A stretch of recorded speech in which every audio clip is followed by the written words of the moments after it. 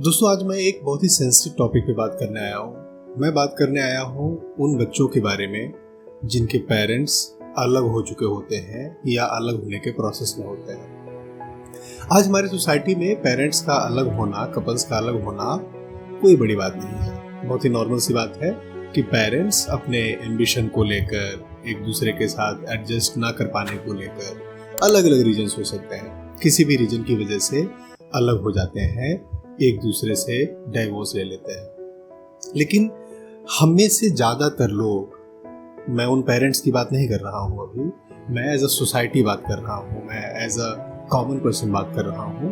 उन बच्चों पर क्या बीतती है, उन बच्चों की फीलिंग्स क्या होती है, इसके बारे में हमें ज़्यादातर आइडिया ही नहीं होता। हम प्रॉब्लम से थोड़ी सी सिंपैथी दिखा देते हैं, थोड़ा सा कई बार उनका मजाक उड़ा लेते हैं कि तेरे पेरेंट्स तो अलग हो गए।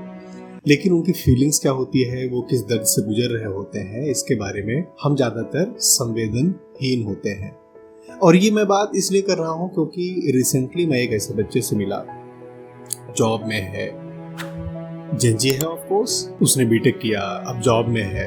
और ऐसे ही बातों बातों में जब मैं उससे बात करने लगा, फैमिली कैसे है, कहाँ पर है, सबसे पहली चीज आई रिजेक्शन। वो बताना नहीं चाह रहा था अपने पेरेंट्स के बारे में। हाँ, मेरे फादर ऐसे इस चीज़ में जॉब करते हैं, मेरी मदर यहाँ पर जॉब करती हैं।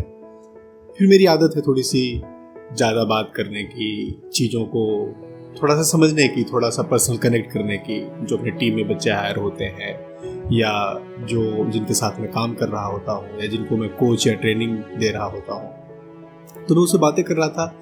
मुझे समझ में आया कि वो इन चीज़ों के बारे में कभी खुलकर किसी से बात ही नहीं कर पाया। और ये केवल उस बच्चे की बात नहीं है। आज के समय में बहुत सारे ऐसे बच्चे हैं जो अपने पेरेंट्स के अलग होने से, और कई बार पेरेंट्स अलग भी नहीं होते, एक साथ रहते हैं, लेकिन घर में लड़ाई का माहौल है, एक दूसरे के साथ गाली गलौज का माहौल है, एक दूसरे से बदतमीजी से बात करते हैं। वो ना घर पर कनेक्ट हो पाते हैं, ना सोसाइटी से कनेक्ट हो पाते हैं, और उन्हें एक अजीब सा डर उनके अंदर बैठ जाता है। उन्हें लगता है कि यार मैं तो कभी रिलेशनशिप में नहीं जाऊंगा। अब सिचुएशन ऐसी आती है कि वो या तो बहुत ज़्यादा कहीं से प्यार उनको चाहिए, कहीं से उन्हें अटेंशन चाहिए, कहीं से इमोशनल सपोर्ट चाहिए। इस कोशिश में वो गलत रास्ते पर चले जाते हैं, इस कोशिश में वो गलत चीज़ों में चले जाते हैं। और कई बार इसका बिल्कुल ऑपोजिट होता है, वो हर चीज़ से डिटैच्ड हो जाते हैं, हर चीज़ से अलग हो जाते हैं, नम हो जाते हैं, इमोशन फील करना बंद कर देते हैं। घर पे उन्हें जाने का मन नहीं करता। या तो उनकी स्किल्स, पढ़ाई बहुत ज़्यादा उसमें घुस जाएंगे कि उनको सोसाइटी का, समाज का, एक दूसरे कैसे किसके साथ चीज़ों को शेयर करते हैं, कैसे रिलेशनशिप में रहते हैं, इन चीज़ों का बिल्कुल ज्ञान ही नहीं होगा।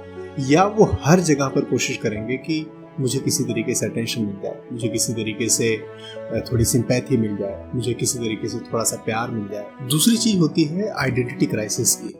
वो कभी भी अपने आप को आइडेंटिफाई नहीं कर पाते हैं एक चीज़ से, उनका डिसीजन मेकिंग प्रोसेस भी टूट जाता है। और ये मैं जनरल बात नहीं कर रहा हूँ, जरूरी नहीं कि ऐसा सबके साथ हो, बट ज़्यादातर लोगों के साथ ऐसा होता है। वो चीज़ों को डिसाइड करने में बहुत टाइम लगा लेते हैं, चीज़ों में क्या सही है क्या गलत है, क्योंकि उन्होंने अपने दोनों पेरेंट्स की बातें सुनी है, उन्होंने अपने दोनों पेरेंट्स के पॉइंट ऑफ व्यू को देखा है, तो उन्हें दोनों पॉइंट ऑफ व्यू सही लगते हैं, उन्हें दोनों चीज़ें सही लगती हैं। और उस सिचुएशन में बच्चों को आइडेंटिटी प्रॉब्लम हो जाती है।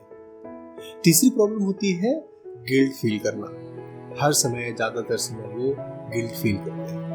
मैं अगर नंबर मेरे अच्छे आ गए तो मैं किसके साथ शेयर करूं, अगर मैं किसी के साथ बहुत ज़्यादा खुश हूं तो उन्हें अंदर से गिल्ट आता है कि यार मेरे पेरेंट्स खुश नहीं हैं। और ज़्यादातर पेरेंट्स ये बात नहीं समझते हैं उस समय। जिन घरों में, जिन फैमिलीज़ में पेरेंट्स एक दूसरे से बहुत ज़्यादा लड़ते रहते हैं, बहुत ज़्यादा एक दूसरे पे हाथ उठाते रहते हैं, अब्यूजिव होते हैं, टॉक्सिक रिलेशन में होते हैं,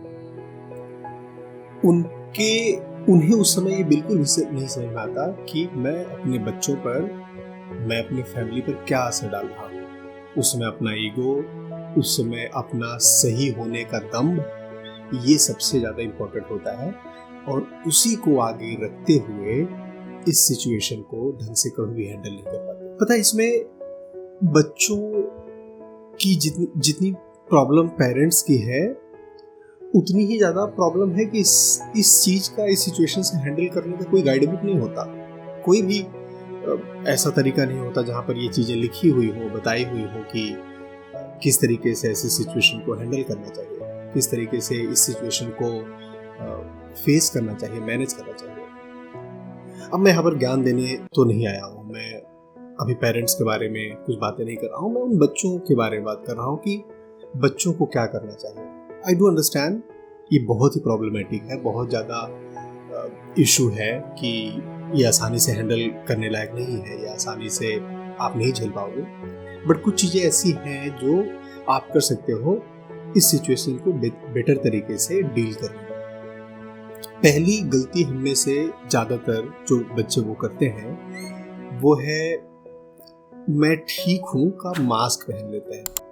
कभी भी किसी तरीके से बात होगी, अगर कभी फैमिली की बात हो, अगर कभी पेरेंट्स की बात हो, तो हमेशा उनका एक ही जवाब होता है, हाँ सब ठीक है, घर पे सब ठीक है, तुम कैसे हो, सब ठीक है। और ये जो मैं ठीक हूँ का मास्क पहन लेना, ये बहुत ही खतरनाक होता है लॉन्ग रन में। धीरे धीरे आप इमोशंस को पहचानना बंद कर देते हो, धीरे धीरे आप इमोशंस को समझना बंद कर देते हो।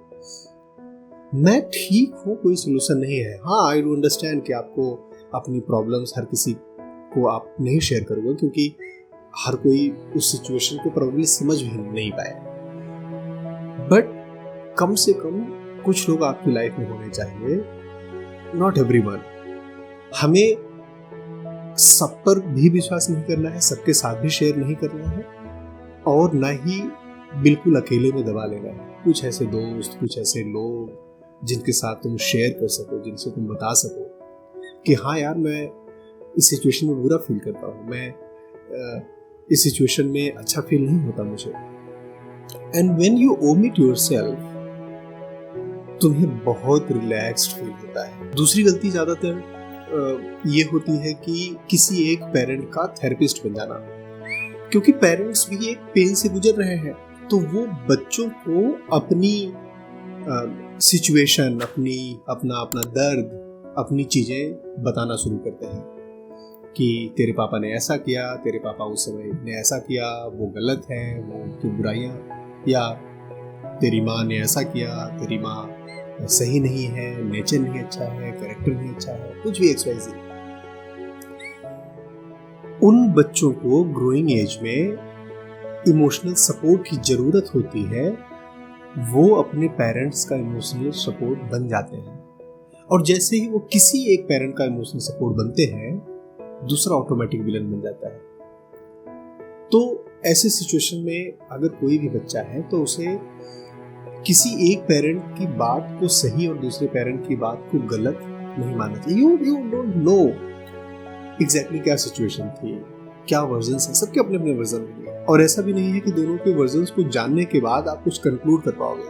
आप कुछ नहीं कंक्लूड कर पाओगे मोस्ट ऑफ द टाइम। और फिर प्रॉब्लम आती है कि कंपैरिजन में डूब जाना। फिर जब वो बच्चे किसी दूसरे की फैमिली देखते हैं, किसी दूसरे की चीजें देखते हैं, किसी दूसरे के पेरेंट्स को देखते हैं, जो प्रोबेबली हो सकता है आपस में लड़ते हो, आपस में उनमें मनमुटाव हो, लेकिन कम से कम दूसरे के सामने जब अच्छा बिहेव करते हैं, दूसरों के सामने ढंग से रहते हैं, तो उन्हें लगता है कि यार सबके मम्मी पापा ठीक से रहते हैं, सबके मम्मी पापा में प्यार है, केवल मेरे मम्मी पापा में प्यार नहीं है, केवल मेरे मम्मी पापा में ये इशू है। फिर वो कंपैरिजन का दौर शुरू हो जाता है। उन्हें लगता है कि मेरी किस्मत इतनी बुरी है, मुझे ही ऐसे पेरेंट्स मिले हैं, ये अलग हो रहे हैं।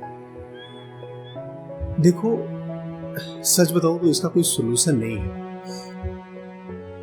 बस तुम्हें ये देखना है कि